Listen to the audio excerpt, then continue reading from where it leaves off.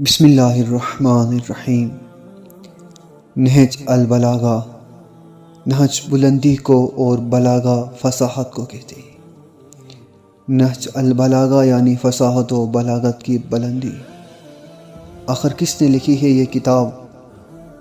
یہ کتاب سید رضی نے لکھی ہے، جس میں اس عظیم اعلیٰ اور بلند شخصیت کے خطبات ہیں جس نے یہ کہا تھا کہ مجھ سے پوچھو، میں زمین کے راستوں سے زیادہ آسمان کے راستوں سے واقف ہوں۔ وہ عظیم ہستی، وسیع پیمبر، باب علم، مشکل کشا، شیر خدا حضرت علی ابن ابی طالب علیہ السلام ہے۔ اس کتاب میں امام علی مقام کے 238 خطبات، 79 مکتوبات اور 480 کلمات حکمت موجود ہے۔